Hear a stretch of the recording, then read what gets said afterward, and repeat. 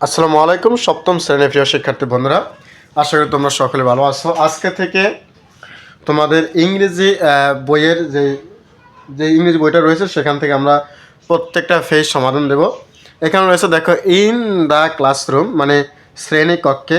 তো ক্লাসরুম একটা নাউন এবং তার প্রিপজিশন ইন আছে, আর দা তো আর্টিকেল। তো ইন দ্য ক্লাসরুম মানে হচ্ছে শ্রেণী কক্ষে বা শ্রেণীর ভিতরে। তো লিসেন অ্যান্ড সেই প্রথমে শুনতে হবে এবং তারপরে বলতে হবে। লিসেন অ্যান্ড সেই প্রথমে শুনো এবং তারপরে বলো। তার মানে শিক্ষক বলছেন প্রথমে শুনতে হবে, এরপর স্টুডেন্টস বলতে হবে।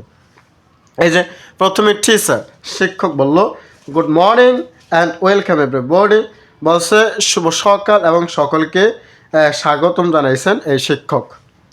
স্টুডেন্টস শিক্ষার্থীরা বলল গুড মর্নিং টিচার, শিক্ষক আপনাকেও সুপ্রভাত। টিচার শিক্ষক বলল are you ready for the class.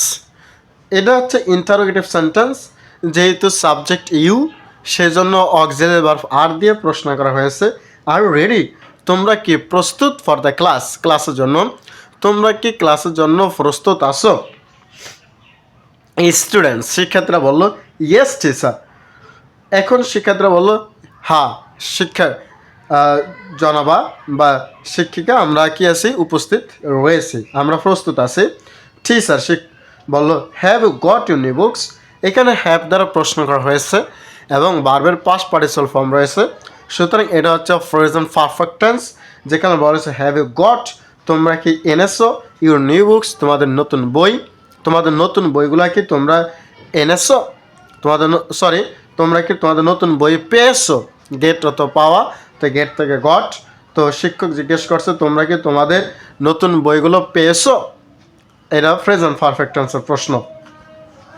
Students yes teacher we have, হ্যাঁ শিক্ষিকা আমরা পেয়েছি। উই হ্যাভ মানে আমরা পেয়েছি, এটা বড় প্রশ্ন সংক্ষিপ্ত উত্তর, ইয়েস না উত্তর, সেজন্য সংক্ষিপ্ত ইয়েস টিচার, হ্যাঁ আমরা পেয়েছি। উই হ্যাভ আমরা পেয়েছি। We have got our new books এরা বলার দরকার নেই, শুধু উই হ্যাভ বললেই হবে। টিচার শিক্ষক বলল গুড ভালো। Please remember to bring your English book everyday, দয়া করে রিমেম্বার মানে মনে রাখবা, to bring your English book তোমাদের ইংরেজি বই আনতে মনে রাখবা, এভরিডে প্রতিদিন, অর্থাৎ প্রতিদিন তোমরা তোমাদের ইংরেজি বই মনে করে নিয়ে আসো। এইটা কে বলছে, এই ইংরেজি শিক্ষক বলছে তোমরা প্রত্যেকদিন তোমাদের ইংরেজি বইটা মনে করে নিয়ে আসবা। এবং স্পিক ইংলিশ উইথ মি, আমার সাথে ইংরেজিতে কথা বলো অ্যান্ড উইথ ইউর ক্লাসমেট, এবং তোমার সহপাঠীদের সাথে। তাহলে তুমি তোমার সহপাঠী এবং আমার সাথে ইংরেজিতে কথা বলো প্রতিদিন। এইটা শিক্ষিকা তার স্টুডেন্টসকে উপদেশ দিলেন।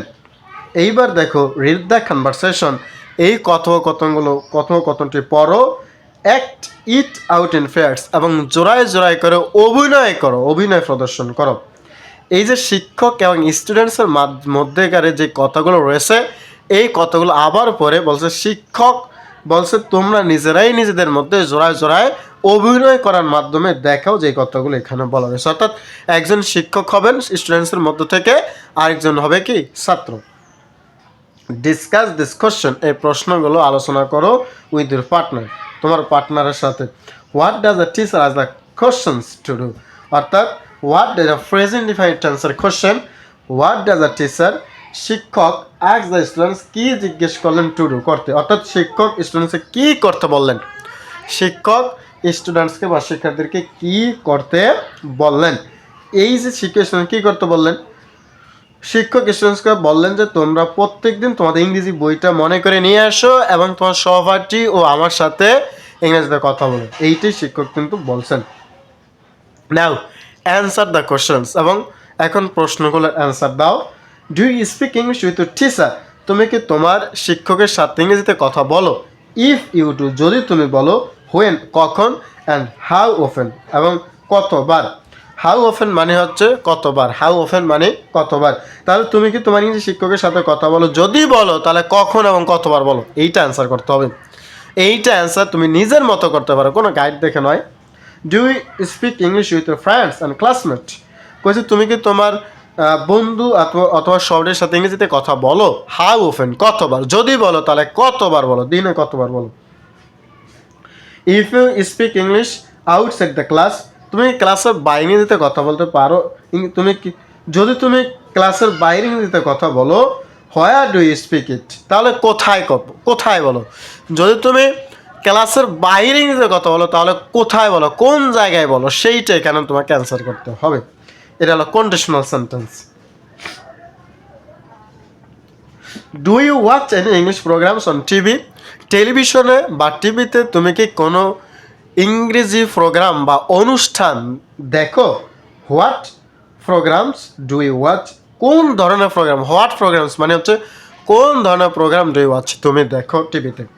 এই হচ্ছে তোমাদের লেসন 1 ইন দ্য ক্লাসরুমের যে ঘটনা, সেই ঘটনার পরিপ্রেক্ষিতে এই তোমার লেসন 1-এর আলোচনা। ধন্যবাদ সকলকে, আল্লাহ হাফেজ।